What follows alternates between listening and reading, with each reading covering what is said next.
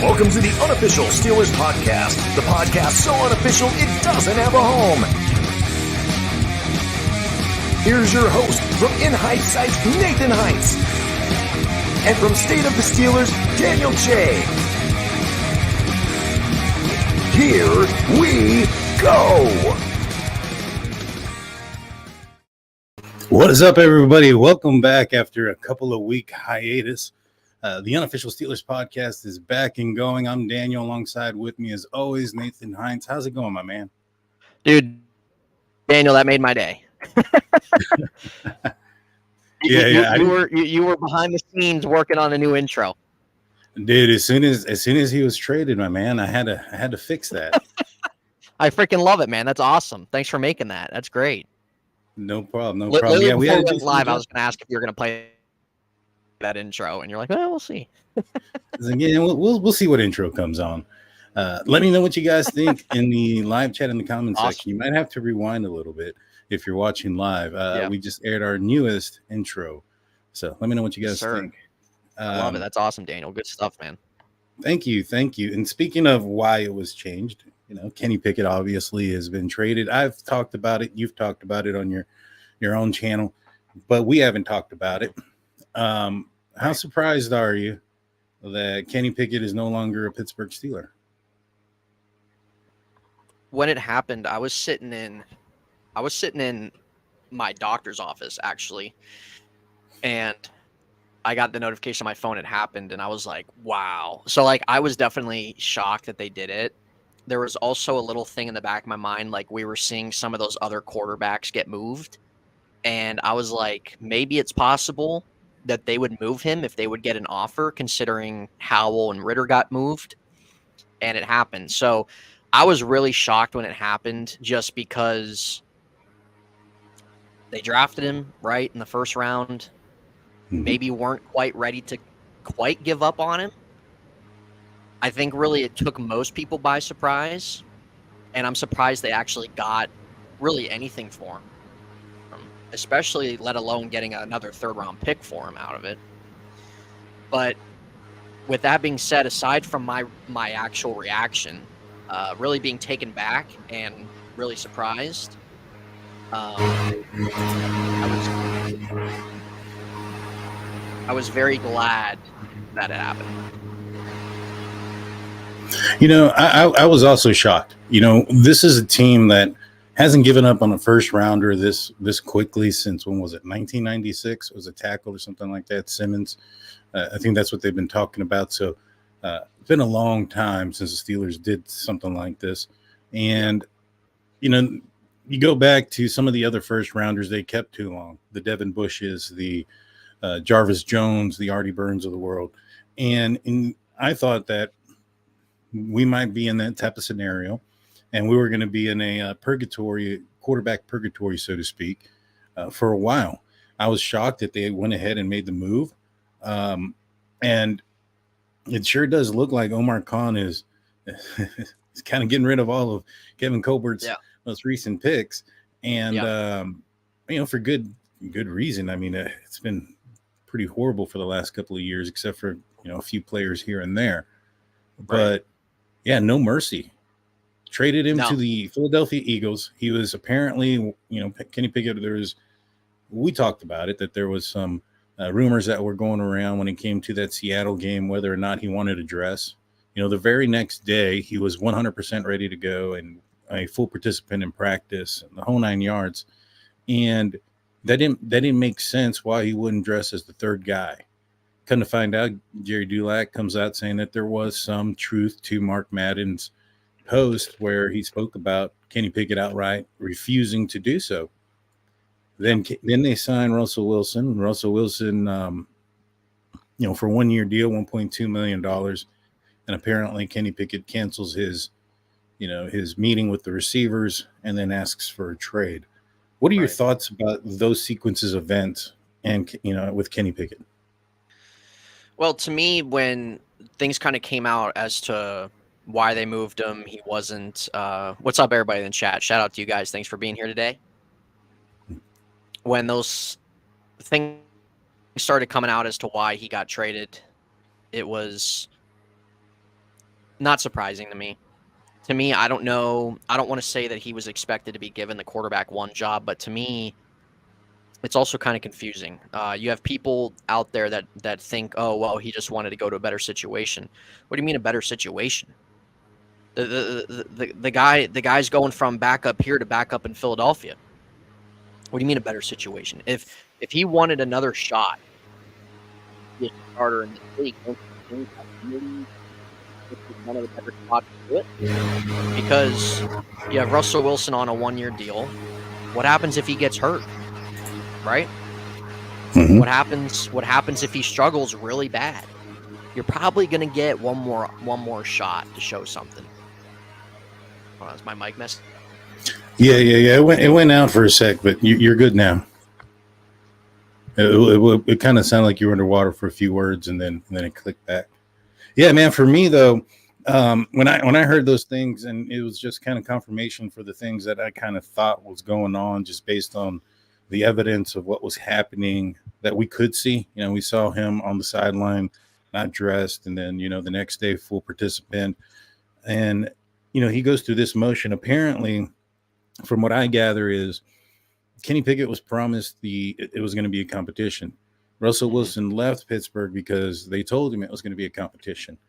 The reason why he decided to come back and sign, and the reason why it happened like super late, was because they came to some agreement that in training camp, Russell Wilson was going to get the first day with the ones. So it was going to be the first snap with the ones with him. After that, it was a straight up competition. Kenny Pickett couldn't handle him not being the first guy with the ones. Right. Now Right. he's in Philadelphia, where I highly doubt he's going to have an opportunity to play unless there's an injury. No. Am I okay now? Yeah, you're good. Okay. Good to Thank go. you guys for letting me know. Daniel, he's not going to get one first-team snap in training camp there. Not one. No. The thing with him is that when all the stuff came out, to me, it comes off as somebody entitled. Especially when you can look at somebody. Concept says it right. Not a single fan honestly wanted to see Kenny start. Absolutely not. And that's why I said running it back with the same quarterback room or plugging in a Ryan Tannehill is miserable. And I'm glad the Steelers were honest with themselves about their current situation. But when you really look at how everything unfolded with him getting traded, I know there's refuting reports out there. I definitely believe he did not want to back up Mason Rudolph. I definitely believe he thought he was better than everybody else in that quarterback room and that he should have been the number one guy. Mhm. And with Russell Wilson coming in, you're running away from competition. When you were told there was going to be competition, okay, sure. Russell Wilson was told he was going to get the first team, or Russell blah blah blah. But like, you still put your head down and work, right? You still put your head down and work. You still show the organization, look, I struggled the last 2 years. I'm here to work. I'm here to get better. I'm here to show that I was not a mistake of you drafting me. And the fact that he pretty much pulled up a diaper, had tears running down his eyes, and requested a trade. See you later, dude. You're not going to be missed. Honestly, it was better for both sides to cut their losses. Kenny needed to get out of Pittsburgh. You can go play 3 or 4 more years in the league and go do something else with your life. And the Steelers can move on and realize, listen, we needed a quarterback at that point in time. It was a stretch. It was a risk we took. It was a swing and a miss. We move on. They upgraded their quarterback room, everything like that. But it's to me, I don't understand how anybody can really make sense how it's a better situation for Kenny in the end. If he wants one more chance at being a starter, if he wants one more shot, Pittsburgh still was one of those teams where in this league where you could have had that, like I said, for the reasons listed. Do I think he should have been a starter here? Absolutely not. Am I thrilled he's gone? 100%. I was very hopeful they would make a trade for him. And just like you see Ritter move, you see Sam Howell move. So I'm really glad that there was... No, you're good. I'm just glad that there was a move that was made, and we can kind of get the dead weight. We can kind of get the monkey off the back. And honestly, Daniel, it speaks a lot to me when you have Watt, Cam, and Minka all reaching out for Russell Wilson to come here. To me that says a lot. It says a lot. They want a different quarterback in here. They want more leadership. And honestly, I think everybody should. We got to wait and see how Russ does at the end of the day. And honestly, I will say I think this is Russell Wilson's best opportunity here to kind of get himself back on track. But to me, I've been very impressed since he's come here. He's been promoting the Steelers. He's showing a huge level of excitement being here.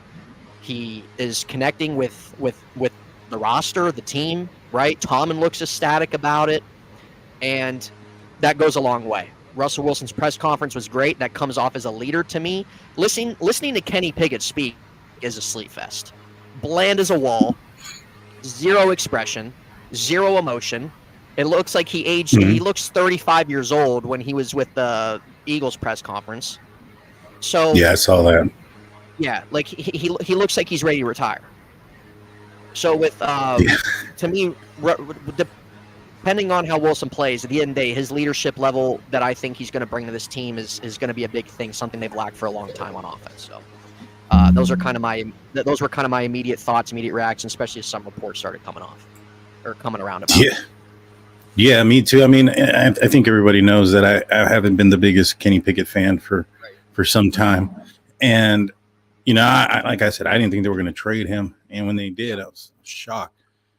But for a while there, the Steelers had one quarterback. It was Russell Wilson, and I'd also been vocal prior to them signing Russell Wilson that I was not excited about the Steelers going after Russell Wilson. I thought that Justin Fields probably would be a guy that the Steelers should go for that has some potential, all right? And I thought that maybe he could be a guy that could actually compete with Kenny Pickett and that actually be a battle.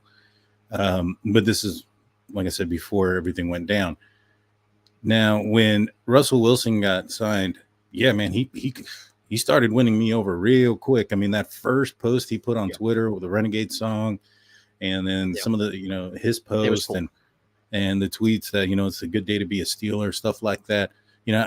Right. I mean, Ben never did that. Ben wasn't on the social media stuff. I didn't really see Kenny Pickett do anything like that or any of the other Steeler quarterbacks. No. So this is kind of something different and new, and I kind of like it. I'm not going to lie. It shows that this guy's all in. Yeah. He looks like he's lost some weight. He's probably got a huge chip on his shoulder. At the end of the day, this guy, I think he's a 9-time Pro Bowler. He won the Super Bowl once, should have won it twice. Granted, it was kind of his fault that they lost it. He threw the ball instead of handing it. But, he's a very accurate quarterback. Does he have some deficiencies? Yeah, he's kind of short, so he doesn't really throw over the middle.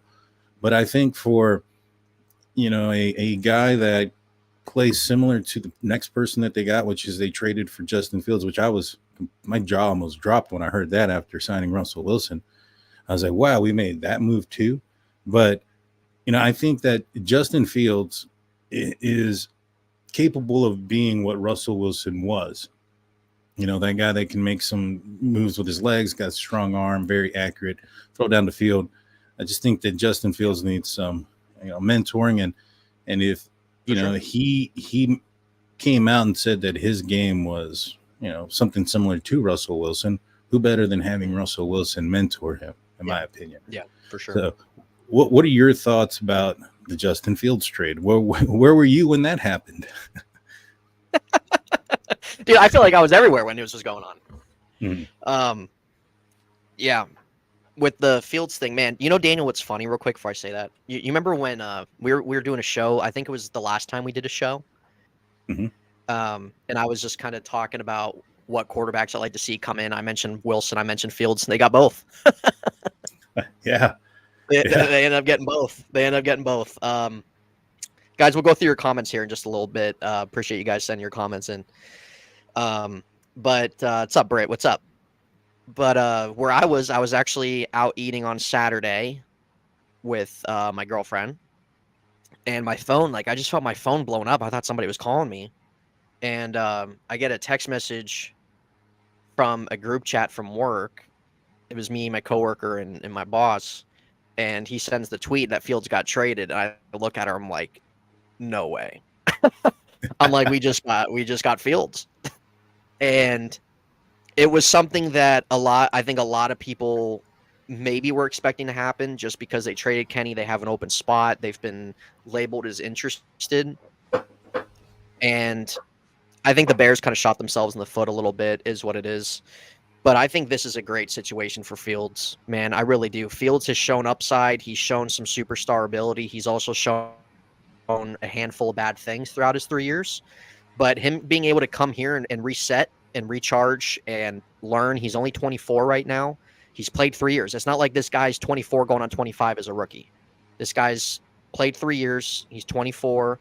I kind of view it like a Jordan Love situation in a way. It's not the same, but I think there's some comparison in the sense of what Love had to go through. And I think with Fields being able to learn behind Russ and have a similar type play style is going to do him really well.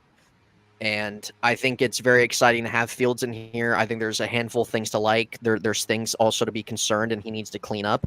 But the things that Fields needs to get better at are things he can and he can't control. It's not things that he cannot overcome as a quarterback. Like Kenny, for example, there's a lot of things that Kenny struggled with that he couldn't overcome and that he wasn't going to overcome. Fields, on the other hand, when you kind of break down some of his deficiencies, when you break down some of the things that hold him back from taking that next step, those are things he can excel in a lot. And I'm very excited about that move. I'm super excited for training camp and preseason just to watch them both out there. Oh yeah, dude. I mean, it should be exciting, you know, especially with, like you said, with Fields. He's got all the potential in the world, man. He does, man. He does. He's like, got it's night and day with Kenny. Between, like, if you want to compare Fields and Kenny, it's not even comparable. Like, Fields has him beat out in every single metric. It's not even comparable. It's really not. Mm-hmm. And like I said, Fields, we know has bad film. We know he turns the ball over. I can break down a couple other areas of his game that have struggled with Chicago. But coming here, he has stability. He can learn behind the potential Hall of Fame quarterback. When you have a situation like that, you're in as a young quarterback. That's a great situation to be in. So I think there's a lot of reason to be excited about Fields. Really, there is. And it's just incredible what they've done, man. Like, this is something that turning the whole entire quarterback room around the way they have, nobody thought it was going to be like that. Nobody. So kudos to Omar Khan, man. And I truly, I would imagine that Art Rooney was like, enough's enough. Yeah, like enough's enough. Yeah. Well, he's been saying it all year or all off season that this is it. You know, we haven't won a playoff game, and there needed to be some changes. X Concepts once says Omar traded Claypool for a 6 and JPJ for Fields. Concepts, pretty much, man. Yeah, actually, dude, Khan and the Bears, man. Khan and the Bears. It's just something that I don't think we'll ever understand. But wasn't there a didn't they trade Kendrick Green for like a 4th and a future 6? I forget. I don't know. I saw Antonio Brown put on. I don't know how real this is, but I saw Antonio Brown put on his Twitter that he reminded that Kendrick Green was like a 2025 6th-round pick, and so he put on there that the Steelers basically trade Kendrick Green for Justin Fields. There you go. It's I don't know how true that is. I got to go back and look at it. Yeah. I know exactly what you're talking about. It's very refreshing what Omar Khan's done. It really is. He's rewriting some of these wrongs. And it's a breath of fresh air. Like, there's just a level of excitement. There's a certain aura right now. And I think every Steeler fan should have excitement where they stand. And they're not done yet either. They still have money to use. They still have time to do stuff. We know they've been in the wide receiver market. There's been rumors with them trading up, but really overall, with really the big news with Kenny and Fields and stuff like that, it's a massive W. And you think about it, Wilson, Fields, they're only on the books for what, a combined $4 million? Yeah, something like that. Nothing. Yeah, and then next year too, the Steelers they're in for quite a bit of money. Craig comes in and says Slash 2.0. You know, I think there's going to be a package there for Justin Fields for him to be into the game. There may be even a situation where him and Russell Wilson are both on the field. That'd be great. I don't know if he's going to be the receiver option that Slash was, but I do see him being a running RPO option, wildcat type of situation, but a guy that clearly can throw. You know, I see this being a huge component to this team. What about you? Do you think that we're going to see Fields outside of the quarterback position? I don't know about that. Like, I could see kind of what you were saying, him coming in and depending where how the game's going, or maybe a certain thing you want to do. If it's like a wild, I don't even know about a wildcat, honestly, but like you said, like certain RPO um, game situational or situations like that through the game, I could see. Mhm. I just think, Tomlin's probably pretty keen in on Russ right now, and wanting Fields just to kind of work behind him. But like, I think Arthur Smith, we know that he's got a little bit of a bad rep from Atlanta, but he also is a creative mind offensively, and it wouldn't surprise me if they're able to work something in for Fields, and maybe we'll see a little glimpse of that in training camp. Like if there's maybe a thing here or two that they're doing, and you're like, well, keep out for that, blah blah blah. But I think maybe outside of a type of situation like that, I don't really see Fields like doing anything outside that type of realm. But who knows? Who knows? It could definitely happen. I think Arthur Smith's creative enough to do something like that. So I don't know. But it's a good question. It's kind of a fun thing to think about. There's a possibility, but I would probably lean the other way, unless if it's like an RPO type thing. But we'll see, man. It's going to be fun to watch both them out there. Yeah, for sure. And One the other last thing question. too, Daniel, too, was really cool. Real quick, sorry to cut you off. One thing too that was really cool was just seeing Russell Wilson kind of embrace Fields coming in. Oh yeah, that was something that was been missing. Out of the quarterback room for a while. I mean, when was the last time a quarterback embraced a quarterback coming in? Right. So that was cool. That was cool. And with Fields being so young, he knows that this is a different opportunity, of course. But you have a guy in Russell Wilson who wants to get back on track, is hunger and eager to win, to get out of a bad situation in Denver, and he has a chip on his shoulder and still a lot to prove. Fields has a lot to prove. I think it's a win-win for both guys being here. Yeah. So last question on the quarterback position. What number is Fields going to be? I want him to keep one. I really do. Him and number one looks great. It does. If for whatever reason they're not going to give him one, I'm going to say 11. Ooh, nice. I think him and 11 would be kind of heat. Yeah, I'm going to go with if they don't give him one, 11 would look nice. So I think maybe 10 being that / 2.0. 10 would look good. Yeah, 10 would look good too. I hope they give him one. And he's a quarterback, Art, so it's okay. So he's not a wide receiver getting number one or anything. Right. We'll see what happens with that. So the other big free agency news that came out that was pretty jaw-dropping itself, this was a move that took a few days into free agency, or a couple days into free agency, just after the Steelers, they signed Russ, they signed a punter, everybody's kind of thinking like, wow, is this all we're going to do? The next thing you know, we hit Patrick Queen, inside linebacker from the Ravens. Crazy. Your buddy Z, he's a Ravens fan. What has he told you about Patrick Queen since the signing? Well, from him, in terms of saying, he says that Patrick Queen's really good at getting to the quarterback. He said that Queen's not really somebody that you're going to totally rely on to drop back and pass coverage, but he's somebody like he's great at stopping the run. He had a career high in tackles. He's got a lot of speed. He can get to both sides of the field. And he said he came on really well with Roquan. He's interested to see how he's going to do without him next to him. But he was very shocked that Roquan came here. He said for the Steelers to take care of him, but he also said pretty much that he was dead to him pretty much. So he wasn't thrilled about it, but he said it was a great signing for him, and just kind of talking about a little bit of his play style. And the thing with Patrick Queen before Roquan Smith, Patrick Queen was only like 21, 22. The guy was a kid. And when Roquan got there, Queen got a lot better in multiple areas of his game. But sometimes guys like that, they need somebody there. They need somebody there. And Patrick Queen only being, 24? Being only 24. This is his opportunity to be the number one guy now. So I think that Patrick Queen, obviously a home run hit. I think everybody was excited about that move. And he gets to wear number 6. So that's exciting. That's sick. Kelsey wants his jersey. I think his jersey will be a good seller. And just the way Omar structured his contract is very interesting too. But Patrick Queen is hopefully he can be that guy the Steelers have been missing for a long time now. And I don't know how this plays on Cole Holcomb either, and when he's going to be ready.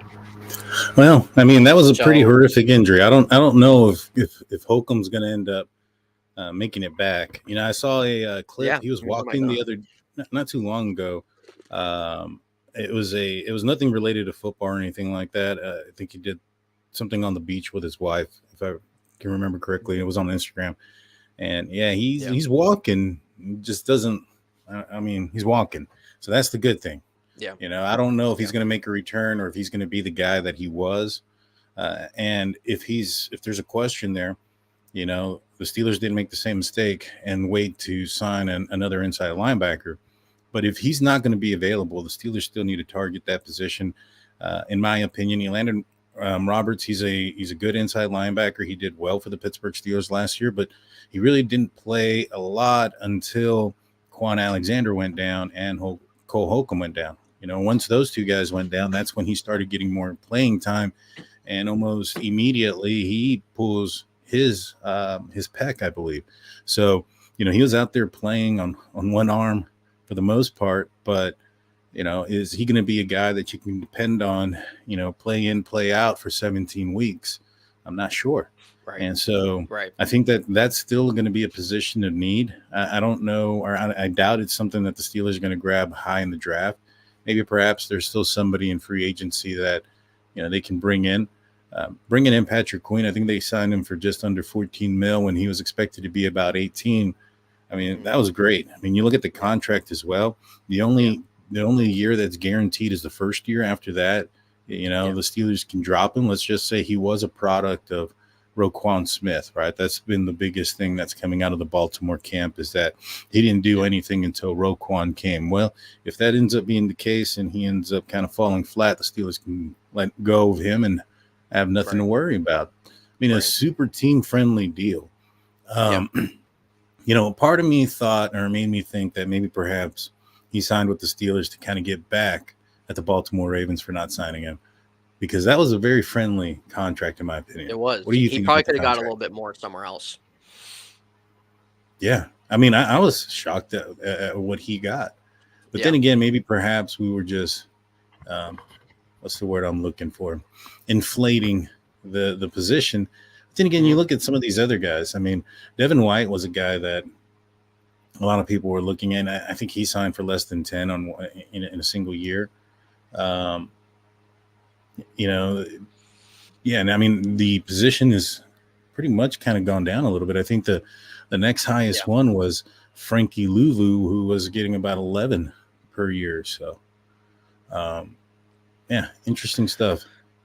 Yeah, it definitely is. I'm confident in him being able to step in and kind of be that guy there for the Steelers that they've needed for a long time. One thing I'm gonna say about Mike Tomlin, though, is I know he's gotten a lot of flack. I've given him flack the last couple years, but it can't be understated how many guys want to play for him. It can't. It can't be understated. If you listen to Patrick Queen's press conference, he said Tomlin's the reason why he's here. And you just hear it from so many guys that haven't played for him, that do want to play for him, that have played for him. You can have your opinion about whatever you want about Mike Tomlin, but these players love him. They really do. And that goes a long way, rather than just X's and O's of football for these guys. Yeah, I agree. And, you know, going to his number 6 and being Queen, that's a jersey also that I was talking to my wife about. I was like, hey, you got lucky we signed Queen. I'm gonna get you that jersey. It was gonna be her big. She wants a Queen and a Wilson one. Yeah. Before I was gonna buy her big one, but I decided not to. I decided to wait a little. Unfortunately, Queen came along. Wilson's an interesting one. I mean, if he goes out and he balls out, and even if he's here for a year, let's just say he gets the Steelers a playoff game or two, and hell, let's just say he runs the tables and the Steelers get 7 this year, which, I mean, if the rumors are true and they're going for, Justin Jefferson, Brandon Ayuk type of receiver, I mean, this team's going to be stacked. I mean, the only They really question is are. going to be the quarterback. And, Yeah. a team that without a quarterback last year, for the most part, that won 10 games, made it into the playoffs. I mean, shoot. Yeah. I don't know, man. This offense could be dangerous. I mean, whoever the quarterback It is could. should have a much easier time distributing the football. Yeah. No, they definitely should. They're already better at that position. It's just a matter of how much they're going to get out of it. But I think for both guys, with what they have to work with in situations, really just the situation where the Steelers are at, it's best case for both guys. So those are definitely really some big things that are going to be very exciting to watch. But this is, and I even said too, Daniel, I said that this was going to be this is their biggest offseason, but I just didn't think it was going to be as all over the place as it has been. Yeah, no, I agree. And going back to Russell Wilson's jersey, I wouldn't mind getting one if he ends up, showing up, because if he wins a Super Bowl, this guy's going to be a Hall of Famer. It'd be nice to have that Russell Wilson Hall of Fame cool. Steelers jersey. It'd be cool. Probably the block one. I think That'd the block 3 probably looked best. It was cool too when he put out the video unboxing his jersey. That was actually dope. I will say that. That was actually cool. Yeah. X Concepts one says, is it true they put GP on notice about his attitude? I think they did when they traded Kenny Pickett. I mean, if they're willing to trade Kenny Pickett because of his attitude and what he was saying and the way he was acting, they're willing to trade anybody. So I think that was a big wake-up call to everybody on the team, in my opinion. But so, Patrick Queen gets signed. Another signing that I think, and somebody brought it up here in the live chat, I want to bring it up. It is Deshaun Elliott, safety. Mm-hmm. He's a guy that I think can replace what we were looking for, or what we lost in Terrell Edmonds. That way Mika Fitzpatrick can go back to his normal position and be that ball hawking, safety looking for the ball back there, deep safety, and allow Deshaun Elliott, who's a hitter. I mean, there's this viral clip of him, going up against Henry, who is now Baltimore Raven. Go figure. And I mean, that matchup might replay itself here pretty soon. What are your thoughts about Deshaun Elliott? Yeah, a lot of people wanted Justin Simmons. The thing is, Elliott's a much better fit. Elliott's Elliott's a little younger, but Elliott's a much better fit, man. Elliott's not going to give you the sexy highlights. He's not that name out there that you look at and is a star, but he's somebody that's going to be necessary for this defense, for what they want to do. He's been rated as one of the highest on the ground tacklers at the safety position. He's not going to give you a lot of turnovers. That's going to be Minka's job to do. And Deshaun Elliott, the last 2 years, has played over 250 snaps in the box, and that's exactly what they want there, that type of position. So Elliott's more of that needed, necessary, better fit signing than a guy like Justin Simmons was. Would Justin Simmons been cool? Sure, because you have Simmons and Minka there. The name sells itself. But for what they want to do defensively, Elliott's better there, and they're able to get him on a pretty good contract. And it's something that I think you're gonna look back on and say, it's pretty good that we picked a guy like that up, especially in a division that we have. So I was completely okay with it.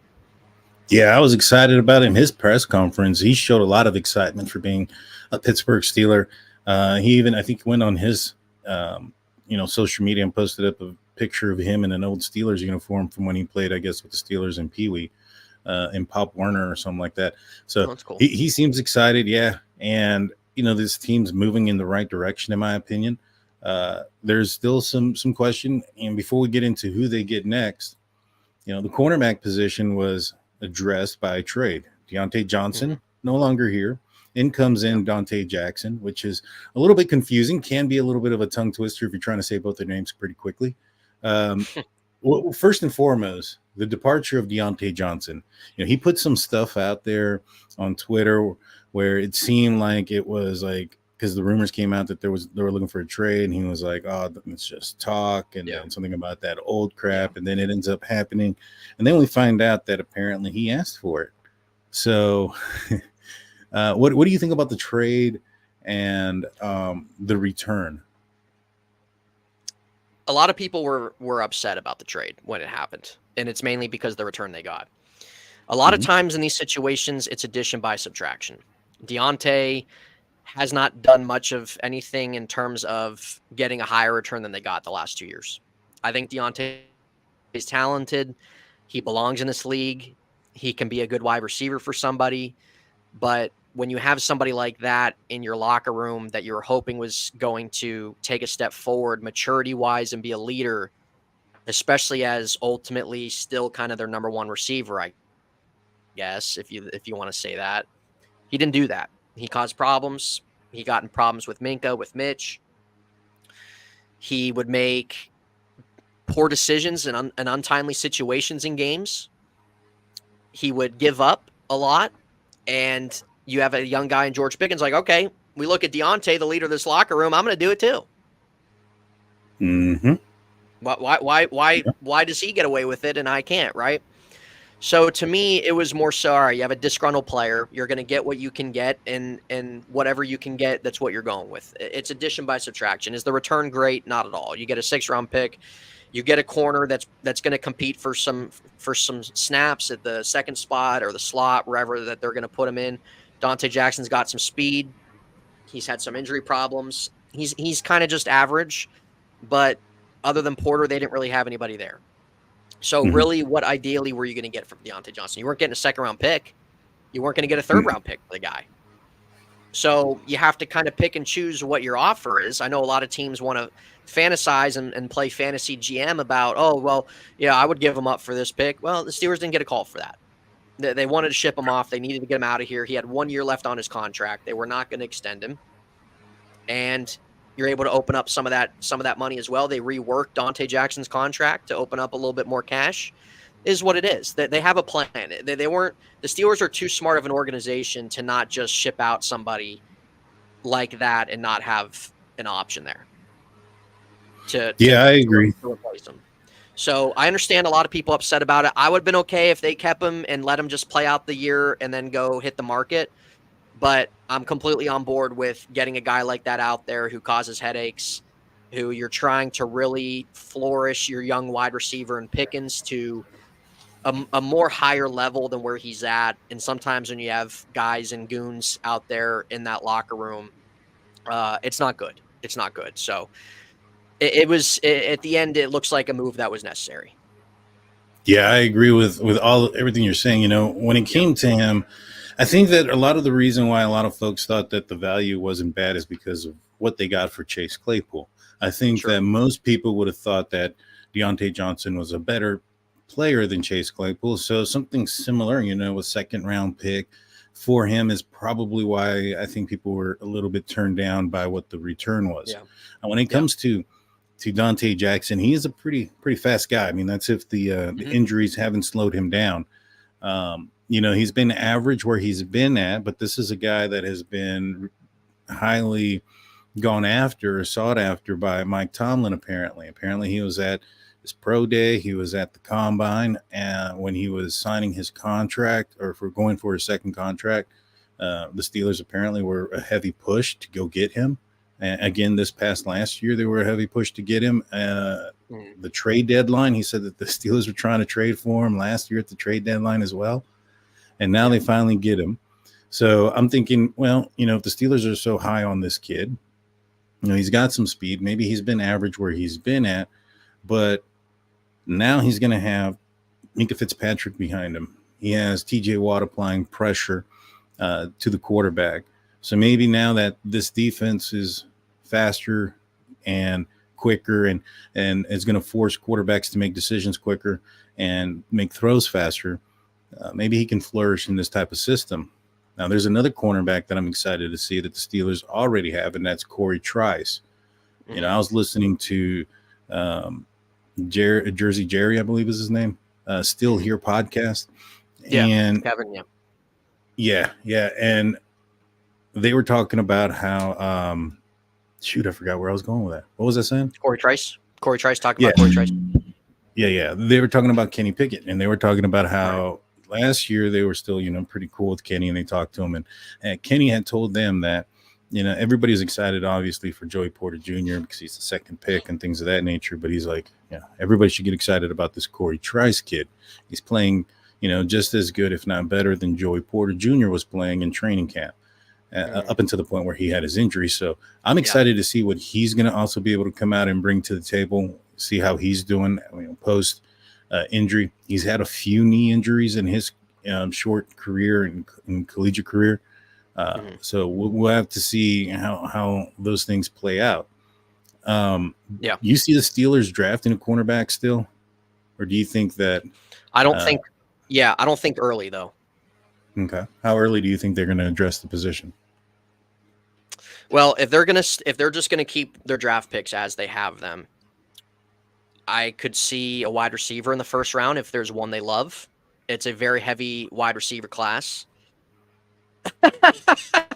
Good point, Steven. Good point. You got to take his word with a very light grain of salt. Yeah, that was funny.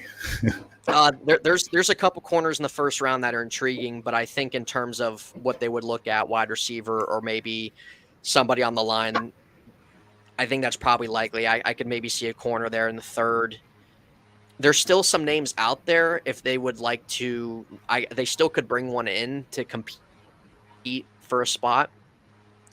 But in terms of drafting one like in the first or second round, I think it's more likely you see receiver, offensive line. But hey, you never know if there's somebody there that they love, though. So Corey Trice is interesting. It sucks he got hurt, but hopefully he can come back stronger from it. I was going to ask you something. What was I going to ask you? Yeah. Do you think?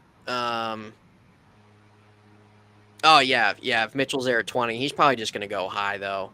We'll see. You never know. Christian Gonzalez was dropping a lot last year, so you never know. Yeah. Are you buying in at all to them trading for a wide receiver at all, or not really? I heard they contacted them, that they've been doing their due diligence and trying to get a wide receiver. I do know that they did contact the 49ers. For those that don't know, I'm also part of Behind the Steel Curtain, Steel Curtain Network, formerly known as Behind the Steel Curtain, off of FFSN. And, we do podcasts. I'm on The Hangover that airs out on Mondays on YouTube, and another podcast on Friday on the audio only side called State of the Steelers through Steel Curtain Network. And through our group there, we have a source up in the within the team, pretty high up there. And they had kind of notified us about some wide receivers being an option for the Pittsburgh Steelers, or an attempt to be an option for the Pittsburgh Steelers in the wide receiver room. So I do know that they contacted Ayuk. I don't know if what came out of that conversation yet. It was pretty interesting, that tweet he put out there of him and Mike Tomlin. And so, I think there's a possibility there. I don't think they're going to do it if it's going to cost them a first round pick, though. So I think that they were going to want to keep their first rounder. I think they want to get an offensive tackle. I know a lot of folks are looking at center as being something that the Pittsburgh Steelers are going to be drafting high. However, they didn't go to Jackson, Power, Johnson. I don't know. There's three names. They didn't go to his pro day. Got it. Yeah. They didn't go to his pro day. They didn't. I'm not sure if he was one of the 30 visits or not. I know Frazier came in, but he was a local kid. So, I know that currently they told Nate Herbig to get ready to, basically get the offseason right, to be prepared to play center. Maybe they like what they have in Herbig. He's a bigger guy. The last couple of centers, one of the biggest problems that they've had were getting bulldozed in the middle, right up the middle. So Herbig, and that's one thing he's probably not going to do. You're probably not going to see him fall in his rear end like that. So, maybe the move is to put Herbig in there as the center and to go out there and get a tackle. And I think they really do like the guy out of Georgia, Mims. I don't know if he's going to be there at 20, but, Mike Tomlin was big, huge on the Georgia guys, on the linemen. He went out there to go meet up with Broderick Jones and these guys a couple years ago, a year before he drafted Broderick Jones out there. So, um, if he ends up with Broderick Jones, Darnell Washington, also, that tight end, that blocking tight end, then Mims on the outside. I mean, that's a good chunk of that Georgia offensive line that could do some damage out there. And yeah, man, you're looking at some real protection on the outside, moving Broderick back to the left, getting Mims out there, and whoever's the quarterback. If you end up getting an Ayuk, George Pickens, Van Jefferson, they just signed him. I'm not sure if he's the perfect slot guy or not, but I mean, you also got your tight ends, you got the 2 running backs. This should be a team that can take over some games. I mean, it would be very disappointing if this team struggles offensively in the manner that they did last year. Yeah, no, it definitely would. Ayuk's a game changer, man. If they would pull off a trade for Ayuk, this is going to be one of the best teams in the AFC. I like where they're at now, but if you can pull off an Ayuk, this is going to be one of the best teams in the AFC, 100%. So they might be kind of waiting on maybe that price to go down a little bit. Ayuk's on a 1 year, or he's only got a year left. They're going to have to extend it as well, but it's worth it.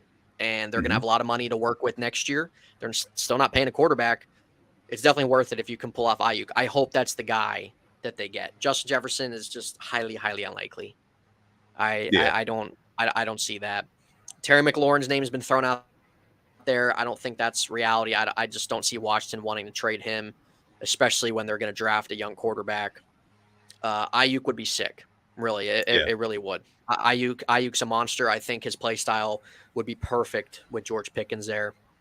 So we'll see. Hopefully that comes to fruition eventually.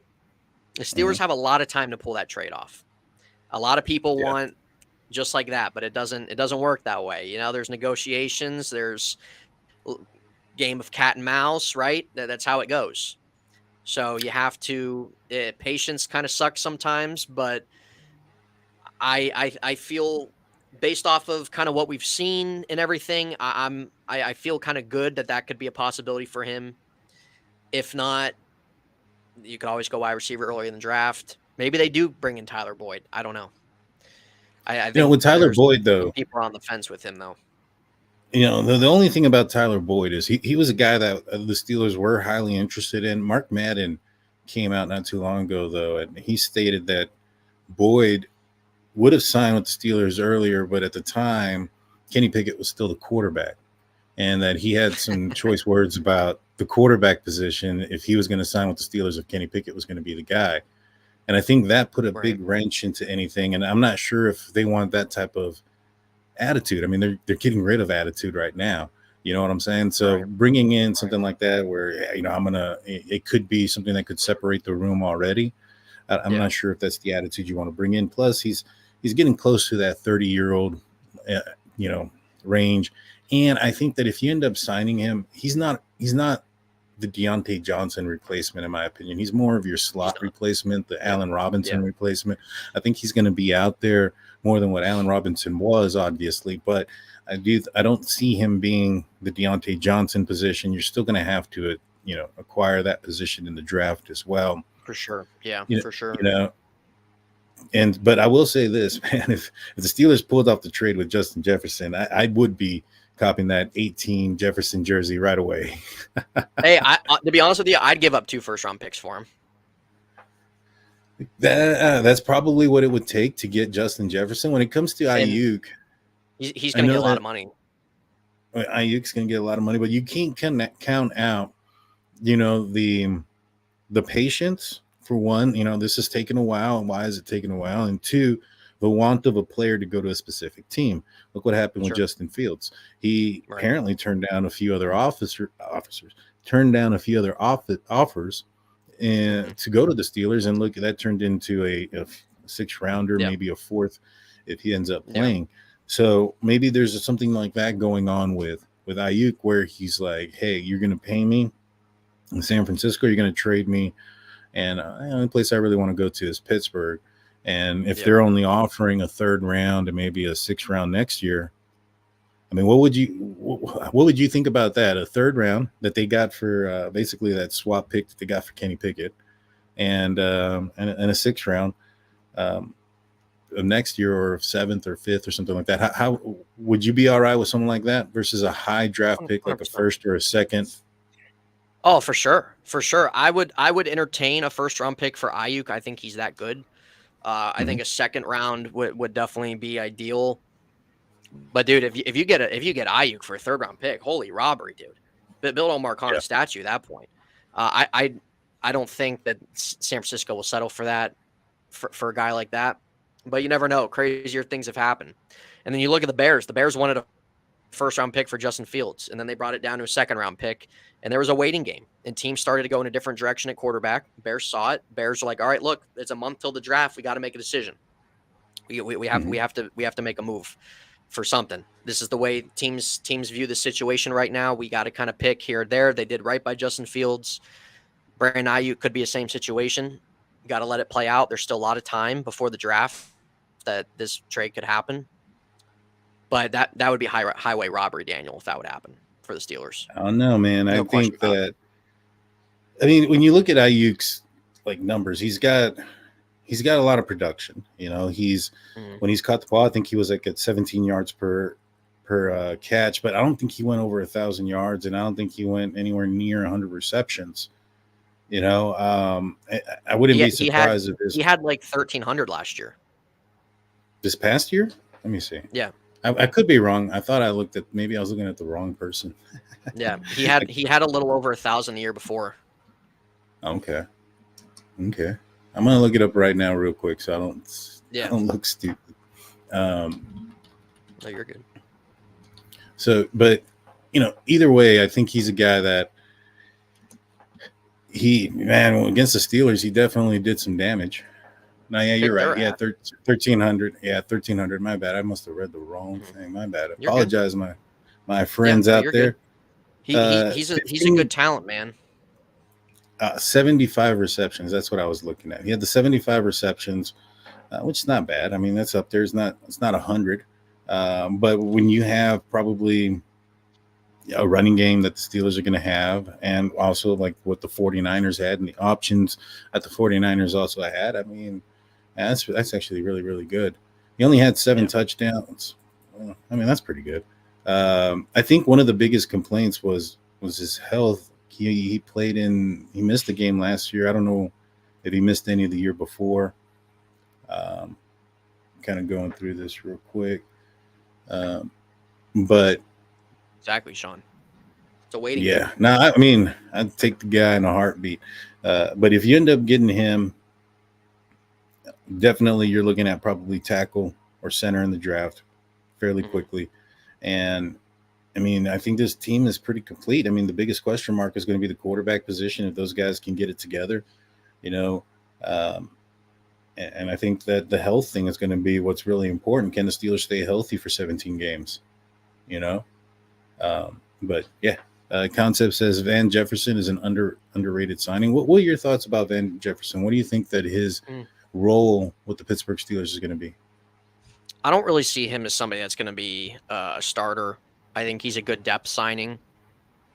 He gives them some flexibility. He can play some inside, some outside. He has speed. If you go back, look at his numbers at his pro day. I don't really look at it as this man, what a great signing, but it was more so of like a needed signing. I said before they needed to bring somebody in that has somewhat of a track record that they're not going to depend on completely, but somebody that's a little reliable, a little bit of a track record. He fits that bill. So that's kind of, it made sense to bring him in. He was with Arthur Smith last year. So I don't really look at him more than a 4 or 5, but on certain occasions throughout the game, yeah, he can make some plays. Mm-hmm. Yeah, I agree. You know, like I said, I thought he was more of the Allen Robinson replacement than anyone else. Yeah. So, well, go through just a few. Yeah, let's take a few questions and then we'll call it a show before we pull it all out. Yeah. Let's see. What do you got up there? Herbig is strictly a backup. Man, it could be. I mean, he's also young. I think he's only 25 now. I think he was 24 last year. He's been in the league for a while. Yeah. So we'll see. Let's see. Meyer was at his pro day. Meyer was at Jackson Power Johnson's pro day, but Omar Khan, Arthur Smith, and Tomlin were somewhere else. And typically, when it comes to their first round picks, I think there was just one in the last like 20 years that the Steelers drafted a first round pick that they didn't go and look at in the draft or go to their pro day. So it's not necessarily saying that they're not going to get him, but I think that center is probably a position that they're going to be drafting in the second round. Where do you see them signing or addressing the center position in the draft? Do you think that's a first round deal, or do you think that's something that they should wait till the second round? Afton, I appreciate you. Thank you. Yes, you guys can follow my channel right there by my name. We've been going live pretty consistently as of late, so that's appreciated. Center, I'm surprised that it's been this long. It's taken this long for them. Like, if they were going to do something, the draft's probably looking most likely. I could see center in the first round. There's a couple guys there that could be there in the second round. So I definitely think that they're gonna draft one. Yeah. Which one would you rather have? I don't know if you're familiar with the two that are being looked at. It's Zach Frazier and Powers Johnson. Which one would you prefer? There's things to like a lot for both of them. The thing that sticks out to me is that the last 2 years the Steelers could have had a franchise center, and they passed it up. They passed one up in the first round in Linderbaum. They passed one up in the second round in Creed Humphrey. So don't pass up one of these guys. I think both are good. I think both will be good. When you look at their numbers from throughout the last couple weeks with what they did in Indy, I think when you look at their character, they both have a pretty strong resume come out of college. You never know with guys, with prospects. Like, they could draft one of these guys and it just doesn't work. They just don't get acclimated. It's possible. But in the sense for your future, there's a lot to like about both. I'd be okay with either one, to be honest with you. Mm-hmm. I really would. It's just a matter of how the board plays. That's how it is. I'm okay with either one. So if it falls, both of them are there. You're just flipping a coin. Yeah, I obviously JPJ has probably more of a first round pedigree, but I think both are okay to grab. I really do. Mm. I think that there's enough there to like, especially like you don't need to watch college football either to like things about either one. If you just kind of read up about them, look up their strengths, look up some of their weaknesses, look back, and maybe if you want to watch some highlights or some games about them, I think there's things to like about both. Just a matter of how the draft plays out, the board, matter of their kind of fit. But I think either one would be okay. I think if they took one in the first or you get one in the second round, I think everybody will be okay with that. Yeah. Yeah, I would be okay with the center in the first or second round, depending on who's there. You know, if Mims is there and they still go center in the first round, I think that would be a mistake. Like if you had Mims and JPJ available at 20 and they went JPJ, I think I would be disappointed with that move. You know what I'm saying? Yeah, they like Mims a lot. They like him a lot. I'd be okay with it. They really need to find that guy. It's just been a struggle in and out at center with Green and Mason Cole. Yeah. So it really just depends how the board plays out. But I think there's things to like about both of them. I think that Van Pran guy to Georgia, I don't know, second, third round maybe. He might take a little bit more time than the other two, but we'll see. We'll see, guys. Let's see what you guys are saying real quick.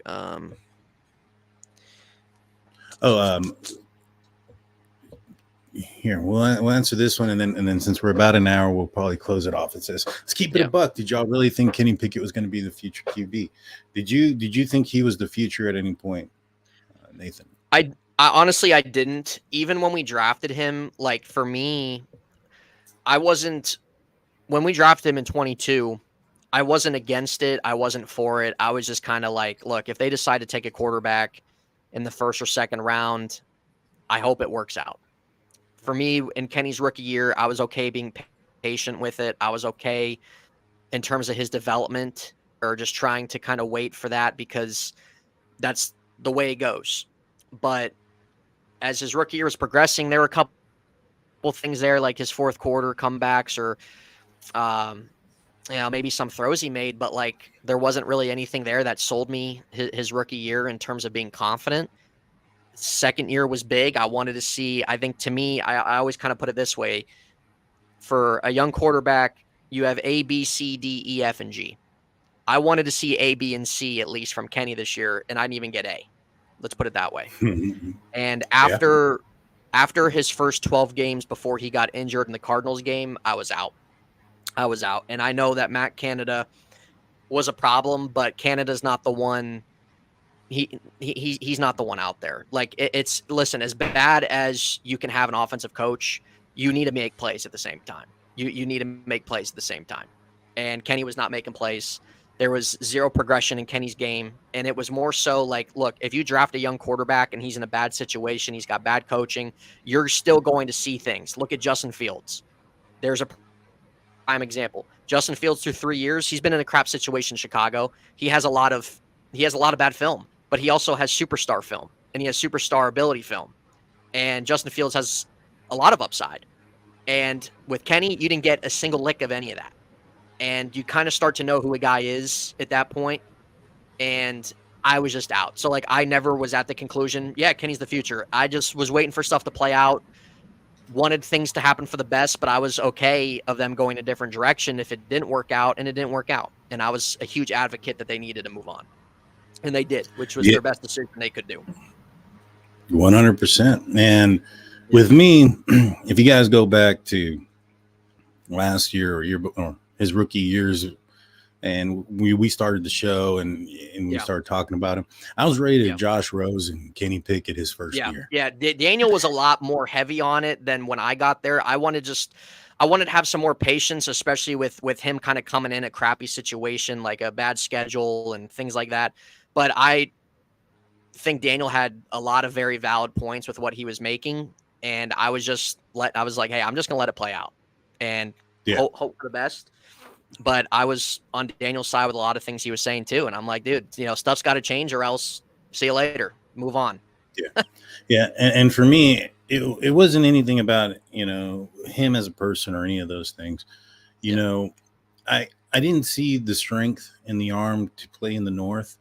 I didn't see, when I started watching his tape, I started to notice some things that I noticed that he was doing in Pitt. And it was, leaving the pocket early. He had some happy feet going on. And, he used his legs a lot to buy time to throw the ball down the field. And it's not going to fly in the NFL, especially if you're not, a Lamar Jackson type or a Justin Fields or one of these quarterbacks that has that 4.4 40 that can move, because, I think he ran like a 4.5 something or 4.64. That's what some of these linemen are running, that are in the NFL. So, or outside edge guys are running in the NFL. So it's a lot quicker of a game. And my biggest concern was him reading, cover 2. The whole shot, he didn't have the arm strength or the ability to get to. It was something that I saw last year in multiple games where he was not hitting the cover 2 whole shot. Zone defense was something that he struggled with. And it just progressed into this year.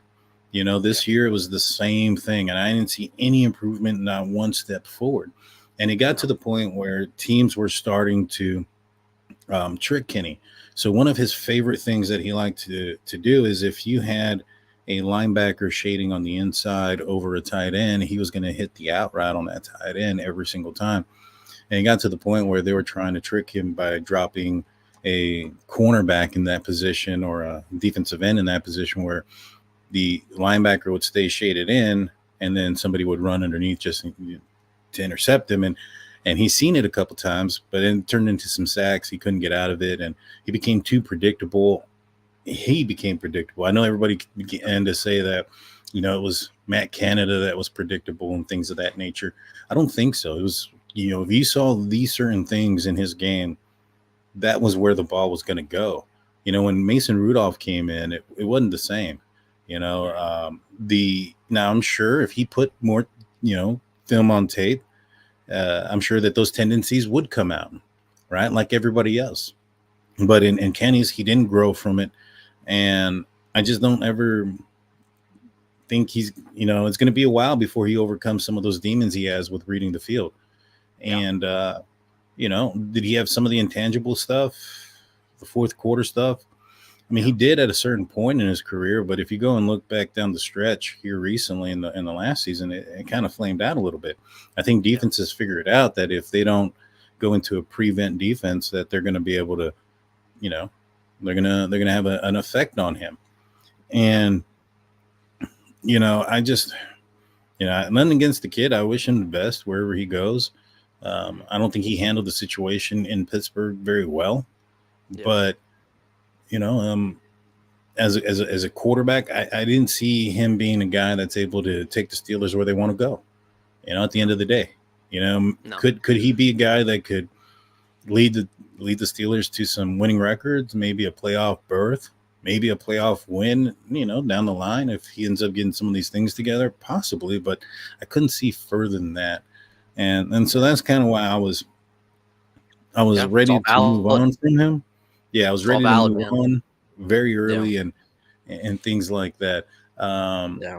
One last thing. I wanted to answer this real quick. Luke asked, when do you guys think that the Steelers are going to introduce Justin Fields? Justin he's overseas right now. I think he's like in England or something like that, doing a youth football camp. And so I'm sure once he returns back to the States, that's when they're going to introduce him. That was one of the questions I had too. Is like, when are we going to see him? When are we going to get the number? But I'm fairly positive that's going to be here soon. Nathan, let everybody know where they can find you. We have, for those that don't know, we go back and forth. It's we'll do one episode on my channel, and then we go to Nathan's channel. That's why it's the unofficial Steelers podcast, because it doesn't have a home. Guys, you can follow me. It's right by my name, In Hindsight. It should come up. We've been going live pretty frequently the last few weeks. We should be able to do that more consistently. So you guys can follow me there. Daniel and I will probably be back next week. Hopefully there's some news that is worth talking about. Charles, I think we should go after Jane Daniels. He's going second overall, Charles. It's not going to happen. They just made the quarterback move. They just made 2 moves at quarterback. It's not going to happen, bro. Juju, it's okay. If there's things you wanted to see more from Kenny, it's okay. That's your opinion. There's a lot of reasons to be excited about this team. I think a lot of people were just ready to move in a different direction for a lot of various reasons. And I think all those reasons are valid. When you guys picking up the jerseys for Fields Wilson, we'll see. Sure, we'll see. I think that there's a lot of there's some other names out there, man, that still need to get grabbed. We'll see that. But yeah, guys, we'll be back next week. Hopefully there's some news worthy to talk about. But other than that, we'll see. Real quick, praying for you in PA. They're going to trade for with San Francisco back for IU, grab Frazier at 31. They'll probably have to throw in a third or fourth next year, I hope. That'd be a huge W. That would be very exciting. That would be very exciting if they did that. Yeah. That'd be very exciting. Yeah, moving back is better than losing a pick. Yeah. Yeah, that would be a huge game changer move. So, but everybody in the chat, for anybody we did not get to, Devin, you always come at the end of the show, bro. I don't know what's wrong with you. You always come in at the end of the show. We'll get you on a show here, man, and we can all have a round table. We'll reach out to you whenever, especially like really when there's really heavy stuff to talk about, because some of this stuff's kind of been settling down here. But we'll definitely have you back on. But to everybody in the chat, as always, we appreciate you guys, people who are new to our shows, to our channels. Thank you guys for being here. We hope that you enjoy the content. And other than that, I think that's about it. Yes, sir. Please hit that like and subscribe. Tell your friends to show this to your friends that are Steelers friends and family, and have them share it to theirs as well. That being said, we're out of here. Peace. Welcome to the unofficial Steelers podcast, the podcast so unofficial it doesn't have a home. Here's your host from In Hindsight, Nathan Heitz. And from State of the Steelers, Daniel J. Here we go.